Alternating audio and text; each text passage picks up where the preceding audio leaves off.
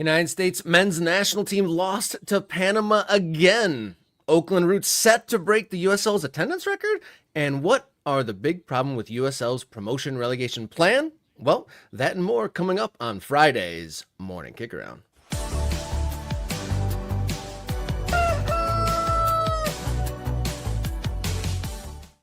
Hello and welcome to the show. This is Morning Kickaround, where we cover the world's favorite game from the world's favorite country, coming to you live each Monday, Wednesday, and Friday morning. I'm Robert Kerr. He's Jason Davis. Happy spring to all. Maybe not the springiest results for the men's national team last night, but we'll get into that. USL keeps on making news, and we'll talk about some of that promotion relegation stuff. How are you feeling? Happy Friday, Jason.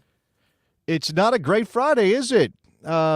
U.S. men's national team ruined my Friday, Robert. And like you said, we're going to talk about that. I'm wearing my my Maryland Bobcats glitch kit because I'm confused, and this makes people confused, and they always look at it and go, I can't. Jason, what's happening with your shirt? Here you go. Oakland County, we know you rep, so there you go. We're repping small clubs today. Feels right. Feels right. This league no longer exists, as far as I'm aware. Shout out to Nisa, who kicked the Bobcats out of the league after their shirt was made, clearly. Hey, I did actually get a message, a DM saying that they're still planning on having Nisa in sometime in mid-April. Yeah, but their commissioner just resigned, so that's never a good sign. No. No commissioner, 4 to 6 teams, an approximate date. Like, hey, we might start a league in about 4 to 6 weeks, but we'll get into that another time. Before we get into the show, lots of good stuff coming. Thank you to everyone who subscribed. We are knocking down those goals and setting new ones on our way to, 2,500 subscribers now? Yeah. Be the very next if you haven't done so. Morning Kickaround on the YouTube. Follow along on social media. Those accounts starting to gather a little bit of momentum. Kickaround on X, Instagram, and Blue Sky. Write us an email, morningkickaround@gmail.com. And if you want to throw us a little bit of cash, ko-fi.com/morningkickaround. And there's a little bit of incentive to go over to the Ko-fi, right, Jason? Yeah, absolutely. We have a special video. We threw together a team of ringers, an imagined team of ringers, a la Sasha Kleshnin and Benny Feilhaber, who put together a team of ex-MLS players for the Open Cup for the Des Moines Menace. We did our team. We are missing a left back. If you want to jump in that discussion, go over to the Ko-fi. Just a little bit of a contribution gets you access to the video, and you can watch it. And down the road, we'll make that video available for everybody, but I think we're going to make that a regular thing, do some special stuff. So if you want early access and to be part of that conversation, make sure you check out the Ko-fi. Another element to that video, would our made-up retiree team do better than the Americans from last night? Would our retired 40-year-old guy team do better than the U.S. men's national team against Panama in a Nations League semifinal? It's a layer of speculation to add to it to raise the intrigue. Go over to ko-fi.com/morningkickaround. Bonus content for you there. Thank you to anyone who has contributed, and thank you to anyone who will do so in the future. ko-fi.com/morningkickaround. Shall we get into today's long balls? There's plenty to talk about here on Monday or Friday's Morning Kickaround.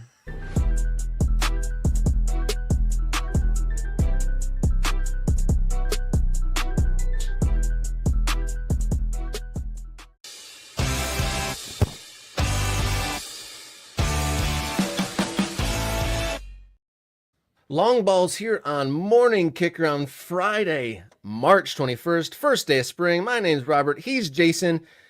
We are waking up to an era in which the men's national team will not win the Nations League. The men's national team lost 1-0 to Panama, breaking the streak of the Americans winning the competition every iteration since its creation in 2019.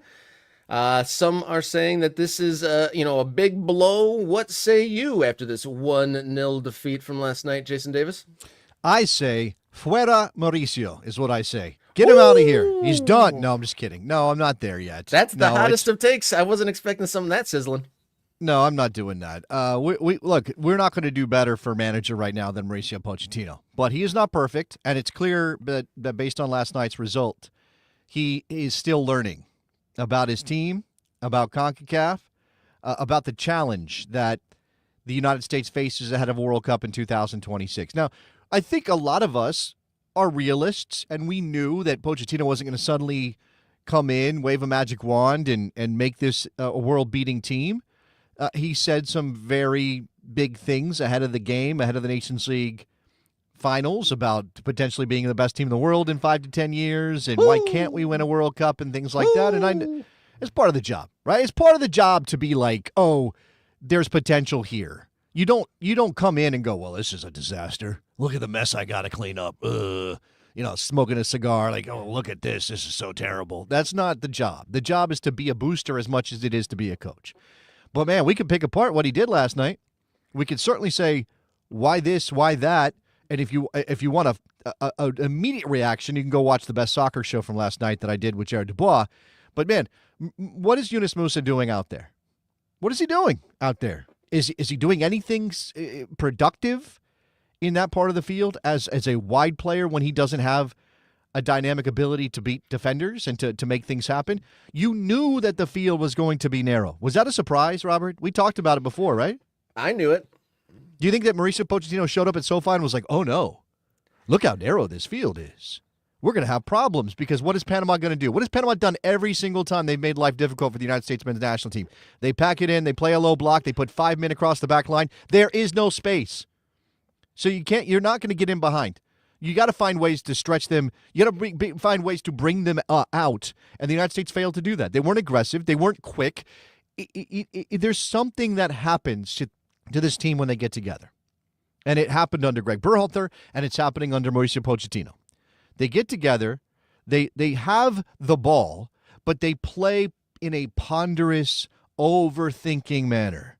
They look at the ball, the ball's received, and we're touching, and we're touching, and we're looking, and we're touching, and then, oh, maybe I'll make another pass sideways. Right? There's nobody making runs. There's nobody trying to get in behind. There's nobody forcing Panama to deal with things like maybe a shot or two from outside the box. I mean, those lanes are difficult to create, I understand, but you've got, look, if you're going to move the ball side to side, it cannot be, it cannot be like that. You're not going to shift anybody and find pockets of space. And here I am emotional and angry. And I hate that. I hate feeling this way. Again, we can go through the tactics over and over and over and over again, Robert, but what mostly I'm feeling right now is just a complete and utter letdown. That it seems to be the same under Pochettino as it was under Berhalter. What would that lead you to believe? That maybe it wasn't a coaching thing, maybe it's a players thing, maybe it's a mentality thing. But when I was watching it last night, I was thinking, I knew that without Jedi Robinson, that they would be lacking a little bit of that thrust, a penetrating player off the dribble. And when I was watching it on mute and just kind of trying to form my own opinions. When I was watching it, a lot of the players, they looked like they were playing training, to be honest. They looked like they were, doing their 3-player, triangle passing drills. And they would organize, like, get kind of an overload on one side, get a little bit of a triangle going. But there wasn't that thrust. There wasn't, like, someone running in behind. There wasn't a through ball after the triangle or anything like that. I feel like, though, in reaction, I was actually surprised by how, I don't know, for lack of a better term, pissed off everyone was this morning when I opened up the news sites. But to me, I feel like if Ajamin or anyone else finishes those couple chances they created in the last 15 minutes or so, I don't think that anyone's that cross about the selection. I thought that they played a conservative, patient game, but there wasn't enough urgency. It's gonna be really hard for you to convince me because you put it up as a binary. I don't think it's a binary, right? Coach, players, right? Mentality, you threw that in there too. It's just how it Sean, is, maybe. Sean says it's players. All right. Coach Julio says it's a player thing. We have okay players. I think he means like we don't have great players. We have okay players. I think that's true, but you cannot convince me that if Mauricio Pochettino makes a couple of different choices or the team has a different mentality, right? The quality of the players should not be in question if you look at where most of them play. Now, there's some exceptions, but we've got Premier League players on the field. We've got Serie A players on the field. We've got top-level players on the field, right? They are recognized by club teams that play in some of the top leagues in the world that they're good enough, and they start, and they play minutes. Okay, so now take them, put them together in a national team, and figure out how to wind them up and let them go and actually bring the mentality necessary to win. Now, I do think it's a little bit of kids these days and shaking your fist at the clouds and all of that to say, like, well, we had a different mentality. You know, back when these guys were scrapping and clawing for a European opportunity, there was a different mentality. I think it might be true. A friend of mine, Kim McCauley, put up on her Blue Sky last night that she said, I'm getting to that place, the old person mentality of this team was better, not better in terms of quality player for player, but better back in the day because the mentality was we have to prove ourselves every time we step on the field. And playing for the national team was an opportunity to prove yourself when you weren't getting a look in Europe, when you weren't getting a top-level job somewhere at a top-level club. And now we've got players, and I don't think that they want this to be the case. I think it's subconscious, but there's got to be something else from the coach to unlock the mentality, right? We don't have pressure on these players. It was pointed out last night. I know Pulisic expressed his disappointment again about the crowd. Here we are talking about the crowd again. It was like, 4 o'clock in the afternoon or something like that? It was 4 o'clock in the afternoon in Los Angeles. That is a depressing, that's going to depress the numbers, even if the U.S. men's national team was super popular. But we also know it's not, right? We also know it's not. Not only do you not only is soccer not the number one sport, and our national team not an obsession of most of the country from a sporting context, it's also in a down period where things did not go well enough at the World Cup to capture attention. The Copa America was a disaster and got a manager fired. So, of course, there's not going to be that many people showing up buying tickets that CONCACAF probably is pricing at $250 per seat to watch the U.S. men's national team. When your expectation will be, even if we beat Panama, it's not going to be a fun time out at the park. All right, so that's where we are. Right? I think the players are good enough to beat Panama. But the mentality is the third time in a row Panama's I know. And give credit. Look, if you look at the results, Panama's a better team. Against the United States, they're a better team. I think they're going to lose to Mexico. I think they will. But Panama's a better team. And that's something I can say fairly and give Thomas Christensen and Panama a ton of credit. Right? And obviously the celebration with Thierry Henry, everybody's talking about that today.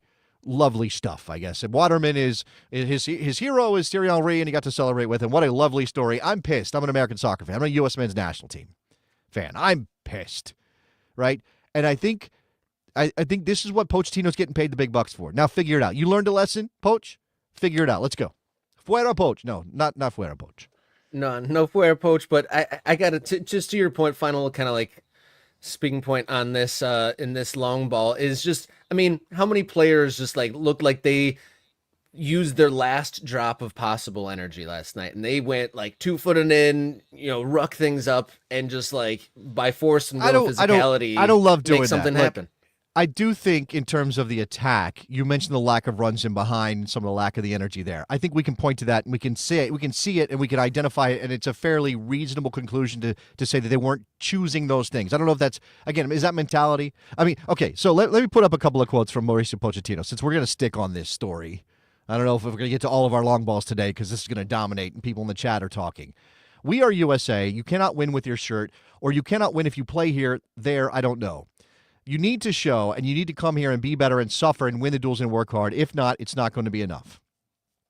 Now, he clearly sees a mentality problem, right? If he's talking about this, he sees a mentality problem for the U.S. men's national team. I don't know, again, last bit of energy and all those things. You can very easily get lost in the sauce of judging just mentality and effort when there are, again, clearly other things that the national team has problems with.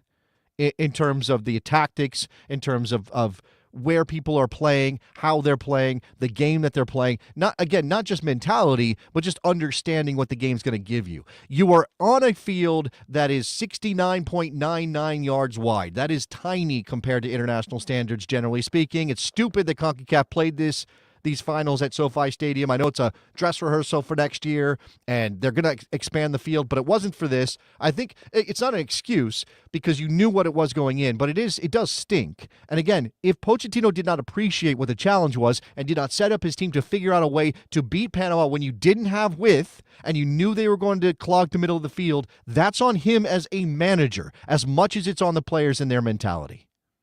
And this again, Pochettino's putting it on the players a little bit, and I'm not sure I think this is a warning sign. It's not fuera Pochettino yet, but this is not great right? He said the crowd's not an excuse.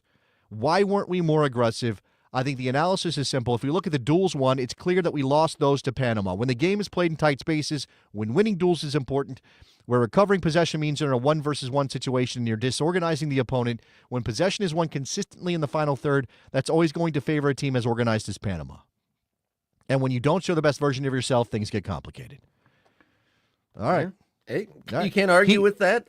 He could have played. I mean, maybe it's a mentality thing. Maybe he didn't think it was there. He could have played Gio Reyna at least for the last half hour to try to figure it out. The quote on that was, I looked to see, because, to each his own, he picked his team, whatever. But when things were getting a little hectic and he needed the goal, and obviously needed the goal to advance, he thought that he had more time. When asked about Gio and possibly Diego Luna, he said, I think we'll just put him in extra time or save him for the next game. And so obviously that to a degree speaks to him maybe not thinking that Panama was the biggest of challenges. So why? Yeah, exactly. Now look at we just talked about the record, Robert. We just talked about how Panama has made life difficult for the United States of America, right? And again, bring it in, saying the same thing. We went into a game where we knew Panama would put everyone behind the ball and sit back with 4 holding defensive midfielders, and then we changed 1 defensive midfielder for a holding midfielder. He's talking about Jack McGlynn, right? Yeah. So why not play? It's a lot of bodies, right?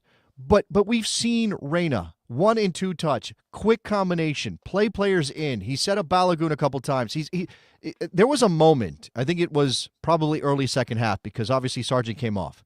There was a moment when Christian Pulisic ends up on the ball in the D. So what are we talking about? 20 yards out. 20 yards from a goal.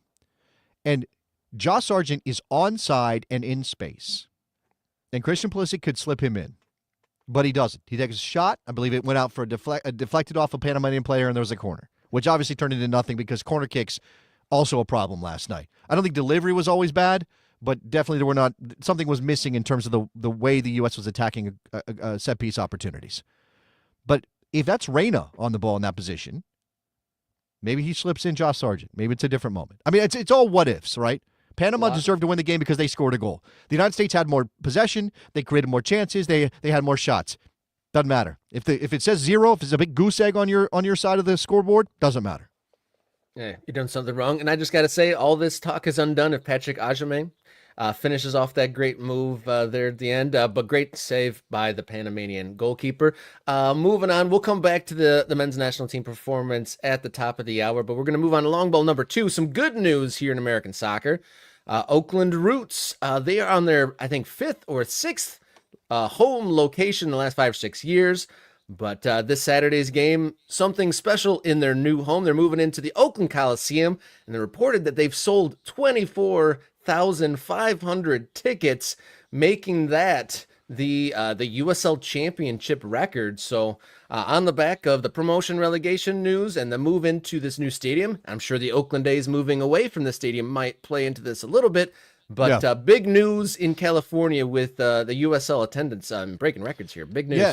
I saw that. Look, this is circumstantial, and obviously this is about Oakland A's ownership being an absolute tire fire disaster, garbage dump of a thing, right? And we're not a baseball show, so we're not going to get into that. Yeah. But I saw somebody on one of the social media platforms say that because of the excitement around the Oakland Roots home opener at the Coliseum, that the Roots are going to double the attendance for the A's home opener because, of course, the A's are playing in a minor league baseball venue in Sacramento. So That's wild. That's cool. I mean, again, it's circumstantial, but it's cool. And I'm a big fan of the Roots. I should have put my Roots shirt on today because I got one. And you were feeling too glitched out. I was feeling down. You're lifting me back up. Congratulations to the Oakland Roots. This is massive. Hopefully, this is building something. We've talked so much about a USL First Division that they're planning. We've talked so much about promotion and relegation. We're going to get into that a little bit later as well. These are the things that have to happen to get us to a place where a club like Oakland can, obviously, they would meet the standards of the PLS to be a top division team based on their situation now, right? They're a big market. They've got the big stadium. It's not ideal. And they've been working hard They were going to build a stadium in the parking lot of the Coliseum at one point. I don't know where those plans are. Right? I They think, would much rather. when I reviewed that, I think they are planning to do that next to the Coliseum is build a 10 to 12,000 person stadium. Right, and look, that would be the standard, and maybe now with D1 coming and promotion and relegation, all that, maybe they have to think a little bit bigger, and maybe that brings investment to Oakland. I mean, they've been very careful to be a community club, and all of their investment is tied to the Bay Area and to Oakland, and I encourage that. Right, we should have clubs that are owned by people who have a vested interest in those clubs, who are tied to the community, so that we don't risk clubs being uprooted or it not feeling important for the club to survive for people who are bought in. So I hope that's a thing. This is just big news. And I don't know what else to say about it, Robert, other than it's big news. Yeah, for context, their operating cap before all the ticket sales kind of went crazy. They were set up for 15,000 people to come to these games, and that's going to be their standard operating, up to almost 25,000. And then for context, the USL Championship regular season attendances by club, the New Mexico 15,000, Nashville had 18,000 back in 2018. Indy 11 had over 20,000 versus Hartford in 2019. Sacramento Republic 20,000, and then I'm not sure if they'll match this, but this is an incredible number. But FC Cincinnati, their club record versus Indy 11, 31K, but huge numbers at the Oakland Coliseum, going to get close to their all-time or their stadium capacity, blowing away what they were expecting by, at least 10K. So cool news there for Oakland Roots. Long ball number 3, we are getting to it. The Fab Four Major League Soccer. We usually on Fridays pick out our top 4 Major League Soccer contests of the weekend. But due to the international break in Major League Soccer playing through it, you've got a bit of a protest, Jason. Yeah, I don't think we should be picking any MLS games to watch this weekend. I think we should call out MLS for playing through an international break and forcing teams to put their squads on the field missing very important pieces. I mean, there are – I don't have the list of MLS call-ups in front of me. This is such a weird thing, right? MLS loves to publicize the number of international call-ups that come out of the league. I did find it. They have it on the website. MLSsoccer.com has a list that was posted on the 17th of all the players called in by their countries in this international window. I'm just going to scan this and give you a sense of what we're looking at here. Atlanta United is missing 8 players. That includes Miguel Almiron. It includes Bartosz Slisz. It includes Luis Abram, the Peruvian defender. Austin's missing 4 players. Charlotte's missing 3 players, including Ajamang and Ream, both starters. Chicago missing Brian Gutierrez, of course, called in by the U.S. men's national team. Cincinnati is missing Kevin Dinke, their big signing at forward. You got Zach Steffen missing for the Rapids, of course. Max Arfston, Mohamed Farsi, Patrick Schulte missing for the Crew. DC United, couple players. The Dynamo, McGlynn, Brooklyn Reigns, who's with the US U20s. Sebastian Rodriguez, Mexican U18 player. Again, it's not just senior level players. It's also these youth level players as well. LAFC is missing Denis Bouanga and Nathan Ordaz. Inter Miami is missing Kramaski. They would be missing Messi. Of course, he's hurt. He didn't go, but I don't think he's playing this weekend. Minnesota is missing 5 players. Nashville is missing 3 players. New York is missing 6 players, including their starting goalkeeper. That's the Red Bulls. Philadelphia, my man Mike Thomas, is missing. They're missing 7 players due to international duty, but they're missing another one due to a red card. So Ty Baribo, their leading goal scorer. Andre Blake, their starting goalkeeper. Daniel Gazdag, their most important creative player. All those players are missing. Jesus Bueno is missing. Okay, I'm going to stop because you get the picture. No Fab Four for MLS this weekend because they don't deserve it. They don't deserve it because they're playing through an international window, and it's ridiculous that they're doing so. And if you want to be a big boy soccer league, then stop it already. Stop it. We're going to pick and choose which windows. No, windows are sacrosanct. And while I still need to be convinced that MLS can navigate the winter if they decide to flip their schedule, which has been discussed, and I believe was recently brought up at some business gatherings in Los Angeles around this CONCACAF Nations League final. I think Jonathan Tannenwald was posting about this. If they want to switch their schedule, I'd be for it if it meant no more playing through international windows, Robert. I mean, it's like the county cricket over in England when the internationals go away, that the backups play. And yeah, to your point, we can't call it the Fab Four. Is there anyone fabulous if half the league is missing? Honestly, it's one of those things. Like, okay, your brain has to do too much work to figure out which games are going to be good because you have to factor in the absences. So is Cincinnati Atlanta going to be a great game? It's on paper that sounds like a very interesting game. FC Cincinnati, one of the contenders in the Eastern Conference. Atlanta United trying to figure out how to, with this new talent, the money that they spent, how to get through and be a power. And they're going to be missing important players. Atlanta United again has 8 international call-ups. A couple of those are youth players, but still 8 international call-ups.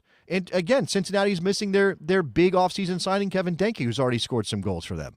Can I point to that game and say, you should watch that game? No, I don't think I can.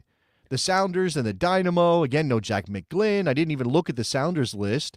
I mean, we know that they got a lot of injuries, the Seattle Sounders, so that's a part of this too. Obed do you Vargas. think that, with that said, I mean, Houston is giving out free tickets because Messi wasn't available. Do you think some of these tickets should be refunded because half the teams aren't showing up? Like Vancouver Whitecaps give away tickets because Brian Gutierrez isn't showing up for the Fire? I know. I mean, obviously, it's a little bit different. It's a little. I mean, obviously, with Messi, you're paying inflated prices most of the time, so that's why it feels necessary to compensate people when he doesn't post. But yeah, I mean, come on, this is ridiculous. Daniel this is ridiculous. in the chat with the question that we're all kind of asking: why would they continue to play with so many missing? Why is that? They probably need to fill in more time on the schedule with creating new competitions, right? They couldn't possibly skip the international contests because they got to play Leagues Cup and other things, right? I mean, yeah, that's the thing. Like again, you get into this place of just being angry that they're playing through a break and bringing the integrity of the competition down for these games when they're also forcing in an extra competition that not a lot of people asked for, right? Now, again, I think in the big picture, and I've said this before, I get it. MLS is they're chasing something with this thing with Liga MX. They're recognizing that they're boxed in by geography. And if you don't have access to the top levels of club soccer, which we know is the Champions League, well, you got to be creative. And if you're gonna be sort of locked into North America, well, what can you do? The biggest, most popular league in your own country, at least on television, is the Mexican League. Why not partner with them? They want more access to the American market. You've got the infrastructure. You've got the stadiums. You can do all these things. But it just does leave us as people who care about the integrity of the sport and the integrity of the competition, the integrity of the league. It leaves us cold. It leaves us thinking, what the hell are you doing? Why are you selling out your own competition to go chase that extra thing? We shall see. Major League Soccer continues through the international window, and thank goodness it opens up our schedules this weekend to watch the Nations League third place game, USA versus Canada on Sunday. So excited for that. That's going to be the intensity level of that politically completely undermined by the fact that it's a third place game and it's not actually for anything. There you go. And that, again, at SoFi Stadium, so maybe Mauricio Pochettino can adjust to that narrow field out there in California. If you haven't hit the button already, please do so. Subscribe to Morning Kickaround. We're setting goals and knocking them aside, so thank you so much. So we went right past 1,500, going for 2,500 subscribers. If you haven't clicked on it, be the next, or tell your friend to be the next if you already have. Follow along on social media at mkickaround on X, Instagram, and Blue Sky. And also, if you have a little bit of change in your pocket, go to Coffee or Ko-fi.com/morning kickaround. That is the place where you can support us with some cash here and there. Yeah. Will is telling us that it's coffee. We know it used to be Buy Me a Coffee, and then they changed it, and now it's coffee with spelled in a different way. But it just looks like Ko-fi or Ko-fi.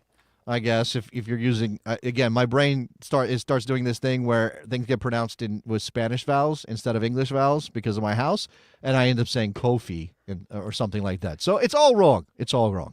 Yeah, so buy us a coffee, guys, if you can. We appreciate it. Folks are doing so, and we've rewarded folks who have gone over to coffee.com/morningkickaround. There is a bonus segment over there.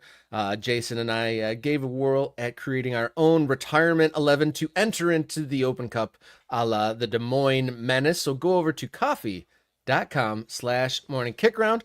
We're going to catch our breath and come right back and talk more men's national team here on Morning Kickaround.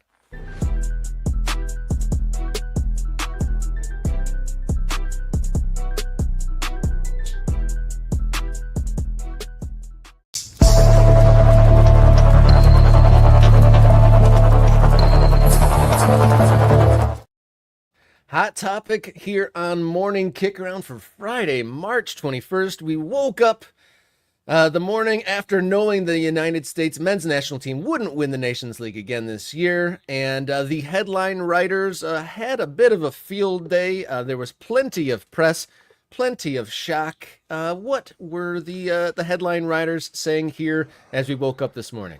Yeah, so as somebody who has written on soccer in this country for several large outlets, I would first like to say that it's possible in some of these cases the writer is not writing the headline. Headline writers can sometimes be different. Editors will sometimes write headlines. It's not always the reporter. But I did want to include a reporter's name just because I thought it was important to kind of get a sense. The vibe of the story is definitely going to be tied to the headline. This is Harry Bushnell at Yahoo Sports. U.S. men's national team flunks Mauricio Pochettino's first test, loses 1-0 to Panama in CONCACAF Nations League semifinal. A flunk of a test. It seems like the right way to frame this. It was a test. Is this saying that the team flunks Pochettino, like Pochettino was testing the team and they lost his test?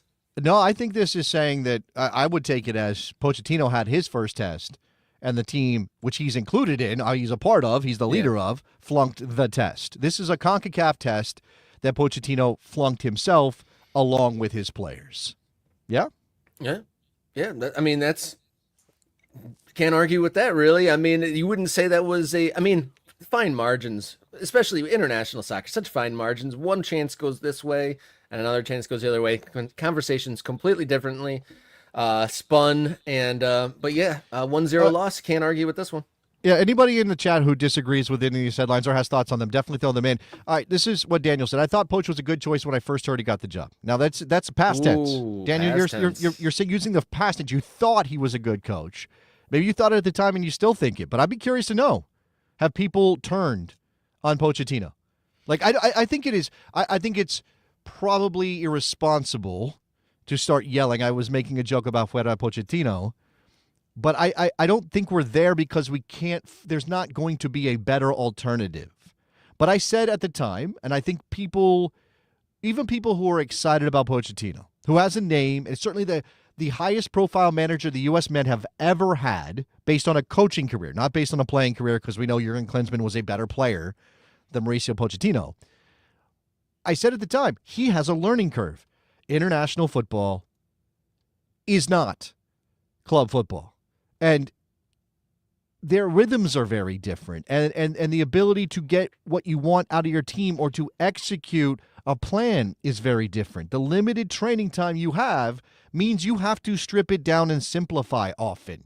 This is what we yelled about so much when it came to Greg Berhalter, is he was overcomplicating the job he was doing. He was treating it like a club job when it's not that. Is Pochettino falling into the same trap, Robert? Does it feel like that?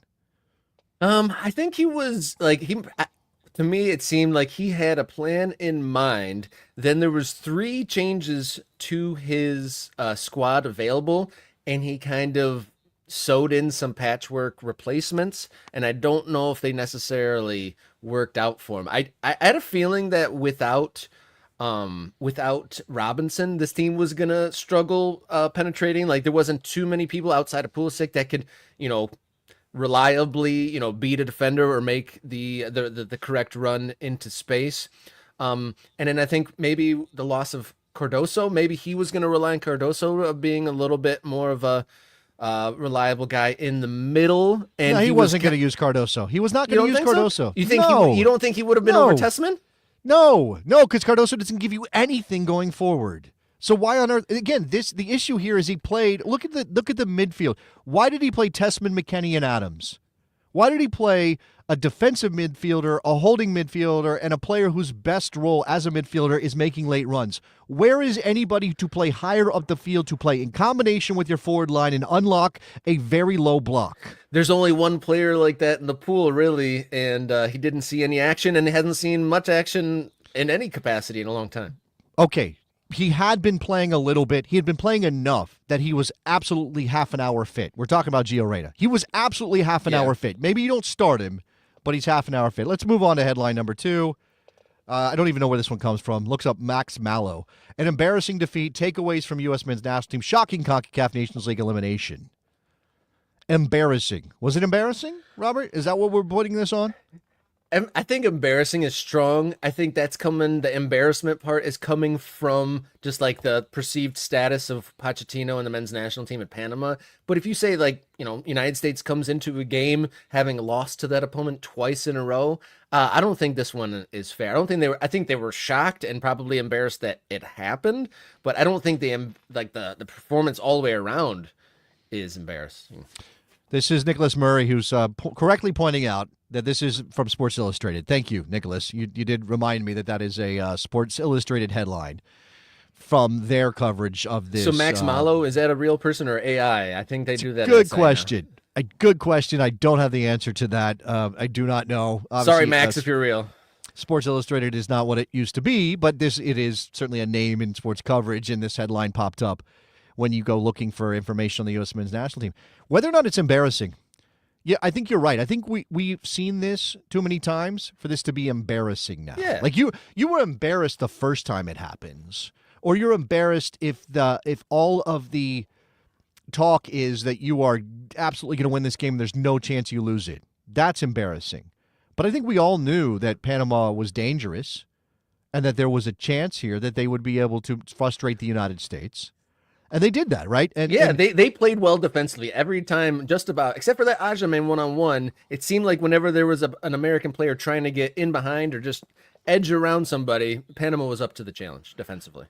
Absolutely.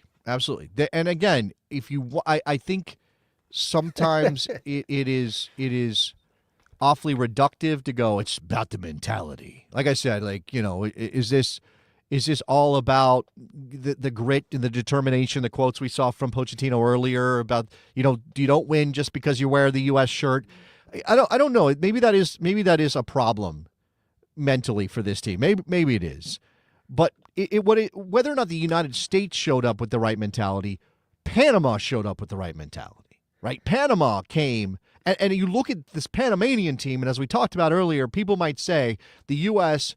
was more up for it when their players had more to prove, when they weren't playing in top leagues in Europe. You look at the Panamanian team. How many Premier League players are in the Panamanian team? Not many. None? There's a Norwich player, a guy who plays with Josh Sargent at Norwich. I believe he's the first Panamanian to play in the English Championship, is what I heard last night in the broadcast. Oh, well done. Right? So their team is made up of the guys we used to have. Right? Guys that feel like they have to prove something. And maybe that's the difference. Maybe that's why for them, and again, you when you're the United States of America, no matter what sport you're playing, no matter what you're doing, people are aiming for you. That's just the status of being America and wearing that flag on your shirt. And if you don't match it, you will get beaten. Right? You don't match it, you will get beaten. All right, let's move on. Here's another one. This is from I believe this one is from the Daily Mail, which lets you decide whether that's a valuable one. USMNT humiliated by Panama in front of a near-empty SoFi Stadium 14 months before they host the World Cup. That's the embarrassing part. Is playing in a giant cavernous stadium that half full, perhaps. And you're basically the opening act for Mexico within your own country. I know you said that's happened before. No, that's life. That's the United States. Look, it's not. I know there were so many snarky posts last night when I was second screening and watching the game and looking at social media, and it is our base nature as U.S. men's national team viewers to watch a game unfold in a distressing way and take shots at our own team. right? It's the gallows humor thing. Well, we have to make fun of ourselves so that when the other people do it, it doesn't hurt as bad, Oh, yeah. right? Yeah. That's what we do. But it is absolutely a fact that the United States of America has the second most popular men's national team in the country. And it's a big gap. It's a big gap. And it's always been true. I know it's true, but that is the more embarrassing part, just in general. I'm not embarrassed by that. I'm not. Because, again, go back to the same thing I said about losing to Panama. Happened so many times before. How could I possibly be embarrassed by it anymore? Right? Like, I want it to be better. I desperately want. I mean, I started doing podcasts on American soccer and the U.S. men's national team 13 years ago or whatever it was. And we were talking about it then. Yeah. We were talking about it then. The U.S. plays U.S. plays Mexico, and half, 60%, 80%, 90% of the crowd is there to root for Mexico. And there were moments when it was slightly different. And, of course, U.S. Soccer used to do what they could to make sure of a game, like a game in Columbus in a qualifier, that it was more American fans or more U.S. men's national team fans than Mexico fans.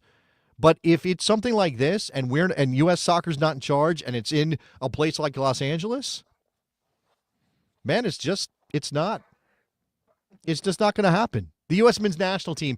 So look, I do think it's important to think of the reasons why that stuff happens, right? For a lot of the Mexican diaspora, for a lot of Mexican Americans, supporting the Mexican national team is a tie to their heritage, to their country, right? To the place that their grandparents came from or their parents came from or whatever, right?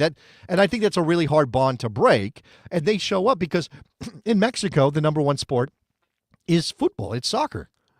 In the United States of America, a country of immigrants, with this, we don't. Soccer's not. It's not the number one sport. It's not the number one sport by a big distance. We don't have, outside of like momentary sort of skipping across a pond kind of things, like the hockey team in 1980.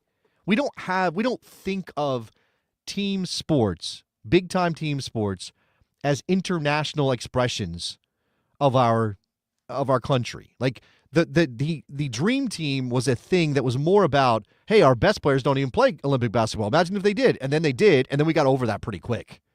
Right? And then a lot of the world caught up or got better. And we're like, okay, well, you know what? It wasn't that important to begin with.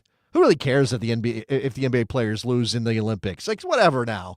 Like, that's not, there's not this throbbing, people criticize those players when they lose, but it's more about the embarrassment than it is about, like, it matters to us culturally. Mm-hmm. The U.S. men's national team as a whole for America does not matter at all like the Mexican national team matters to that country and to the people of Mexican heritage in the United States. So I'm not embarrassed by it. It just stinks. It just stinks. And maybe if the United States made a deep run at the World Cup next year or something like that, or proved that they could compete at the highest level on a regular basis, it would be different. But it's not. We shall see, what the fallout for this is. Do we have any more headlines here? There we go. With 2026 World Cup 15 months away, USA blows perfect opportunity to build momentum. Do you think that this was the maker or breaker? No, I mean, I don't know if it's the make or break moment, but it is. They did waste an opportunity to build momentum, to capture attention. If you look, we know based on the results of the second game that they would have faced Mexico again in the final, and that they might have been, Mexico again in the final.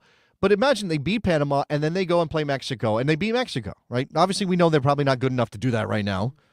But if they had, it's not like it explodes I mean, March Madness is happening right now. There are other things going on and capturing people's attention, but it would have been a chance to actually make a positive headline ahead of the World Cup. Yeah, instead of these, yeah, definitely. Yeah, and then this is Jeff Carlisle. This is ESPN. That one was Fox Sports, by the way. This is ESPN. Jeff Carlisle. Tepid U.S. men's national team falls to Panama in worst game under Pochettino, which it absolutely was that. I think it was absolutely that. It's kind of just seeing what Europe's doing with World Cup qualifiers and us toiling in Nations League stuff. I kind of miss the old, qualification process. That whole multi-year journey of getting the national team back to the World Cup in 2022 was a pretty engaging and thrilling experience, and one I kind of wish we could experience again. I feel like Pochettino and these players would really be put to the test to a whole different spectrum as they are now. Yeah, that's the catch-22 of being a host, is you get an automatic bid, but you don't get to test yourself on the road. And obviously there would always be a chance of missing out. With 48 teams, it was nearly impossible the United States would miss out on a World Cup. And this isn't like 2018. So it would have been at least interesting to see this team have to face those challenges, going down to Central America the way the Berhalter's teams did and struggled. They struggled down there. I mean, it wasn't great. They lost to Panama for the first time, I think, in World Cup qualifying history. And then they had the game against Honduras where Berhalter had to make a bunch of halftime changes in order to pull that one out. So, and again, it feels as though Pochettino maybe didn't appreciate the challenge or needed the experience to learn what this is. And hopefully this is a wake-up call. We shall see. Can the USA secure third place in the Nations League? Find out Saturday at 6 when the United States take on Canada. All right. Thanks for tuning in, guys. If you haven't already, hit subscribe. Morning Kickaround on the YouTube. Follow along on social media. Kickaround on X, Instagram, Blue Sky. And if you have some money for a coffee, coffee.com/morning kickaround. And there's even bonus segment over there for you too if you donate a little bit of money. All right, we're going to come right back in just a second, and we're going to talk about today's big question about USL and Pro Rel here on Morning Kickaround.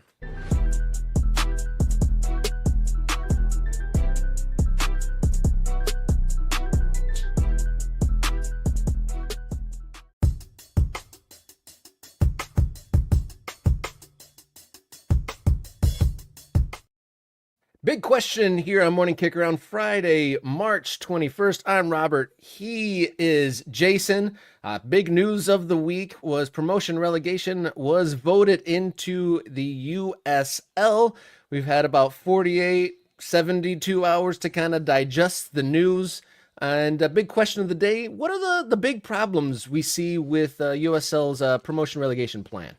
Yeah, we have been, I think, generally positive about this. You could check out our other videos, right? We talked about what this means, how this maybe helps USL stand out, helps them sell their product in places it might not otherwise be making headway. We talked about investment. I mean, imagine if we have Pro Rel and the Oakland Roots can say, hey, we can go up a division, or we're, obviously if you're starting the first division, the only place to go is down, and that's an issue, right? And there's always this thing of, in America, soccer teams are sort of born so that they can die, right? That's the story of American soccer, is if a soccer team is born, you can count usually, on average, with fewer than the fingers on both your hands, how long they will last. I would love to actually do that. Somebody crunch that math.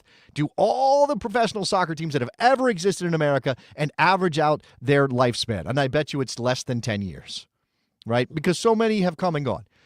Now, my argument is, if we've had teams come and go and we didn't have Pro Rel, what does it hurt to try Pro Rel? Maybe that will be a good thing, or maybe it's just a net. It just nets out to the same. Like, if we're having clubs come and go now, well, then do Pro Rel, and if the same number of clubs come and go, well, what difference does it make? Maybe at least we have something interesting. But we thought it would be good to bring in the perspective of somebody who plays in the USL, right, Robert? So what do we got? What do we got here? So we got a video from a channel called Become Elite. It's one of Detroit City FC's players who has a YouTube channel with an incredibly large audience, and he articulates pretty well some of the misgivings he has about the plan, kind of what maybe the instability it might bring to the level that he plays at himself. Yeah, so his name is Matt Sheldon. Matt Sheldon. Let's hear from Matt Sheldon. This is a clipped version of a video he did on his concerns about USL and promotion relegation. The instability of the league is only going to go up. Done again? Absolutely perfectly. I could see the USL as a whole facing some serious problems. I have three main concerns about this. The first is that the pro league standards in the US is way too demanding, and it needs to change. If we get to a place where clubs are no longer being promoted because of the financial strain that it would cause to meet the PLS, or clubs that are getting relegated are just folding, and there's more clubs folding, or we're losing more clubs than we're gaining, then that's where the system can really get into a lot of trouble. And finally, my third concern is that the MLS is going to be very difficult to compete with. The USL Division 1 and the MLS will not both occupy the top division of American professional soccer for more than a few years. One of them is going to have to give. Okay, so there's Matt, and then again that's just a clipped version with a couple of important points from a longer video, and he dives in deeper on the PLS. Do you have any issue with anything he said there, Robert? No, I kind of like what he says because he addresses those concerns that if you look in the replies, sadly it's a binary. Everyone's really excited or everyone's anti, but I think he airs those concerns of people that genuine concerns, but kind of from the PLS side, not necessarily from the entire idea. And he acknowledges the challenges that are ahead, and kudos to USL just in general aside. Like, this is a bold move. Not many moves are made in business like this. Like, I am going to open myself up to more risk for the greater good in 10 years and down the road. Yeah. Yeah. Okay. Again, are these true believers? Are these owners in USL true believers that promotion and relegation is something that just needs to exist in soccer for it to be legitimate? Like, that's certainly an argument a lot of people have made about the way soccer operates in America, that say Major League Soccer is not a legitimate soccer league because there's no potential for relegation from that league, which then obviously is supposed to encourage owners to spend and be ambitious and make sure their teams stay up, and mediocrity is rewarded in the way that Major League Soccer operates. Now, he talked about PLS and the problems with it, and he did kind of get in, and it's not included there, but he did kind of get into what happens if you have teams relegated from parts of the country that you need to have teams to qualify as a first division in America. Because of the way PLS is written, you have to be in at least 3 time zones, and really it's East, Central, and West Pacific that matter the most. I mean, there's not a whole lot of people in the Mountain Time Zone outside of what Denver is. Phoenix Texas, in the Mountain Time Zone. Texas, I think El Paso is too. El Paso's in the Central, in the Western Mountain Time Zone, rather. I believe so. Okay. Regardless, what I think that I take, what I think I disagree with Matt is that, and this is just maybe an article of faith more than it is my knowing, but my sense is that U.S. soccer is going to have to relent on PLS. Yeah. And when we talk to Peter Wilt about the NASL lawsuit and the fallout and what he hopes comes, which is his interest mainly is in community ownership as much as anything else. But he doesn't think the PLS, because that includes an element about ownership and your net worth and all of that, he thinks that holds back the potential for clubs to pop up in America. And if while the NASL lawsuit did not undo PLS as a matter of the courts, Peter believed that it would open the door, that there could be something there. And again, U.S. Soccer ended up winning the suit largely because NASL was poorly run, not because the court made decisions about how PLS could restrain trade. But I think U.S. Soccer at this point, post-Galati, is going to be a lot more amenable to the idea of we've got to be able to adjust here. Like, we have to discuss these things with the stakeholders if we want this to go and not be sued again. Right? Not face down another lawsuit about how we're restraining a league from challenging Major League Soccer. Matt said something about there's only he doesn't see how they can both be first divisions. Yeah. I first of all, there's a real question of whether that matters in America. Sure. If you don't have pro rel throughout, right? If all the leagues are not in the same system of promotion and relegation, why does it matter? Right. So people were saying, why did NESO want to go for first division status? I think that's largely because I think Rocco Camiso and some of the people behind the scenes who are investing in that league really did have problems with MLS, and there were some personal things there. I think there was just powerful people with lots of money fighting over how to run stuff. Yeah. I think it was largely what that was about. But in terms of this, the reason for USL to go for first division status is because of the pro rel element. I mean, we connected those dots when they announced the first division. Like, why would you do that unless you intend to have some sort of internal promotion or relegation system? I don't think it matters. MLS can almost be a unicorn over there on its own. Yeah. You can call it first division.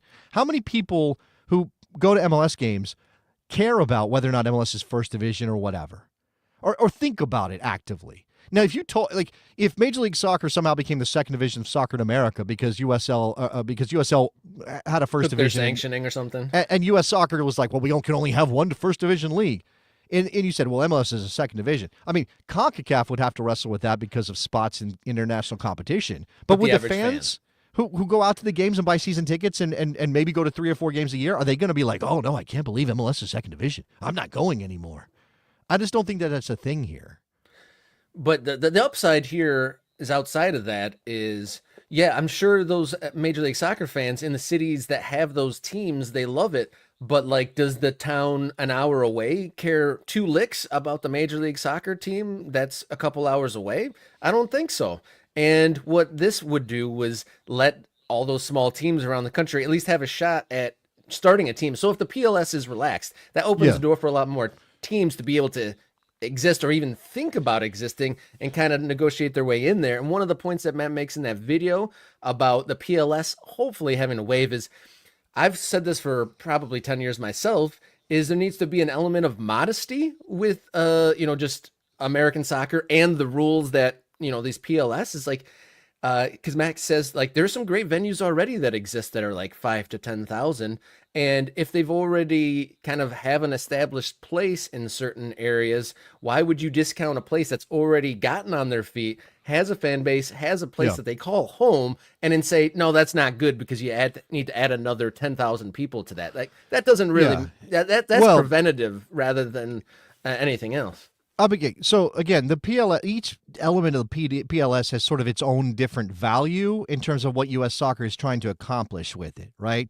So you have, let's say, the net worth of your primary owner, right? That is meant to be a guard against failure, right? It's supposed to be, if somebody owns a soccer club, they can absorb some losses and you don't risk the club going under in 1 or 2 years. Standards are good. I mean, we don't want it to be totally Wild West. But you're talking about the stadium, and what I'm saying is like that one you can kind of like you reason out that it's about the livelihood of the club if there's losses or whatever.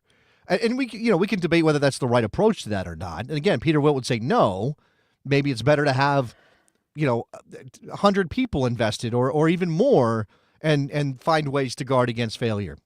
In terms of the stadium size, 15,000, I mean, the idea is just like, we don't want our first division in America to look rinky-dink, to look minor league. We want it to feel that's big the element time. of modesty that you're saying. They can work up to that maybe. Well, no, but that's, okay, I understand that would be the argument, but it's not like 15,000 feels like a massive lift in stadiums in America. How many stadiums over 15,000 seats does America have? Hundreds, like literally hundreds. So if you're saying, hey, you want to start a soccer team, well, we really don't want you playing on a high school football field with 5,000 seats. That doesn't feel like there's some sick high school football stadiums out there. That's true. Texas has spent lots of money, but I'm saying it's not like you're saying you can't have a professional team. It's just that you can't have a professional team at the top level where it's supposed to be bigger time, right? Yeah. And again, maybe population of a town, which can, I think somebody pointed out in one of our comments on the channel. It's like, what does that even mean? Are you talking about metropolitan area? You're definitely not talking about city limits. Are you talking about like combined, like how wide of a, how big is this circle that you're including for population? Like all these things can lead to quote unquote waivers. None of these things are concrete. They're malleable for U.S. Soccer to deal with. So again, maybe you say, well, we want to put a first division team in a city, and right now we only have a 12,000 seat stadium. Is U.S. Soccer going to say, well, you can't have that? It's not 15,000. Done. If you have four or 6 or 8 other teams that meet the standard, you're not going to say no to one team with 12,000 seats. That is a thing. Now, Matt also said, just in general, that he's concerned about clubs dying. He's concerned about clubs going under. And yes. And again, I know it's kind of flipped to say it, but it definitely feels like, hey, if we've got a bunch of teams going under anyway, why would we be too precious about pro rel? Like what? Like again, you keep doing the same thing over and over and over again, and the bad things keep happening. Well, change it, do something different, and maybe that's what USL is trying to do. And again, they have to be careful. And as somebody in the chat said, there may be no relegation for the first 3 years. It may not be. It may be like, we got to start out with 12 teams by the PLS. I don't know if U.S. Soccer will give a waiver on that. You got to start out with 12 teams. You're supposed to have 14 by year 3, like just to show growth. Maybe you just keep promoting for the first 3 years. Nobody goes down, and then because you can always start teams at a lower level, and they buy in at the lowest level, and it's cheaper. And that's again spurring that investment where the barrier is not so high. And then you try to figure it out down the line when you have clubs that are stable at that point. Yeah, for context, at least are in the numbers of around 150 men and women's professionally sanctioned teams have gone under and out of business since 1992 without promotion and relegation. So that was like my whole impetus of this subject is, why would promotion and relegation accelerate that any? I would love to hear if I'm being naive to say that, like, hey, maybe some do go out of business. Hey, that may well happen, but will it be at any different rate than it is already happening? Exactly. And I'm going to bring in this. We'll finish up with this comment because I think this is interesting. Daniel's saying, why does it matter how many people live in an area? How does that affect the game? Obviously, the population of a market is just sort of a very simple way to imagine what the support of the team might be. Or you have if you have a big population, you need to draw a smaller percentage of that population to your games in order to survive, right? So if you've got 50,000 people in a town and you're trying to draw 10 or 12 or 15,000 people per game, that's a big thing. Like half the town's coming out, and this is not Texas high school football. This is American soccer, so it's a tougher thing. But I do think it's interesting to imagine that U.S. Soccer and USL and whoever else is involved here can come up with some extra different measure. Maybe it's market research, obviously costs money to do, but maybe there's some way. Maybe you just need to get people to sign up. Like, hey, we might have a soccer team in town. Would you sign up for season tickets? Will you make a $50 deposit? And if you get 10,000 $50 deposits in a town that only has 100,000 people, let's put a first division team there. Who cares if it's only 100,000 people? I mean, places like Hoffenheim or Luton might have, arguments there. I mean, and then even your point about we don't necessarily want to seem small time if like a high school stadium's in the first division. Hey, the videos of Luton Town's, I don't know even what you call it, piecemeal stadium that was small, and they had to put all this money in to even get it to the standards, and they had to walk through the backyards. Like, I mean, people found that entertaining and quirky. I mean, okay, but don't compare apples and oranges because that's England. Right, the ramshackle row houses and the walking through the neighborhood and the all that stuff gets romanticized because it's England. You do the same thing here, and it's a drain. It's a drain. Well, that's true too, but it's a drain on American soccer's perception if we do it here. And again, that's what U.S. Soccer is trying to figure out how to handle. How do we let people in? How do we do right by the growth of the game, but not have a drain on the game because we have ugly, terrible, rinky-dink, ramshackle, poor facilities? I mean, look at what happens. We had a first division women's soccer team go through a massive scandal because their players were being forced to change in trailers that didn't even have running water. Like, if you allow owners to skimp, they will skimp. Yeah. So you have to find a way to hold a certain standard, and that's the balance here. And I think that's our show for today. Thanks everyone for tuning in to Morning Kick Around. If you haven't hit the subscribe button, do it now. We've crashed through 1,500, going towards 2,500, and sky's the limit for Morning Kick Around, working towards becoming one of the hubs of the American soccer conversation. Thanks to anyone who's subscribed already. For following on social media, you can do it at Kickaround, X, Instagram, Blue Sky. Write us a note at morningkickaround@gmail.com or buy us a coffee, coffee.com/morningkickaround. And as an extra incentive to share some wealth, a bonus segment of me and Jason picking our Open Cup retirement 11 is over there, and we need a left back still. Yeah, no duplicates. We didn't use any of the team that actually played for Des Moines Menace. We didn't use any of those players, and I think our team might be able to beat their team. I really do. I think that. So go check it out, coffee.com/morningkickaround. Plenty of soccer between now and Monday when we return. So until then, everybody, please enjoy your soccer.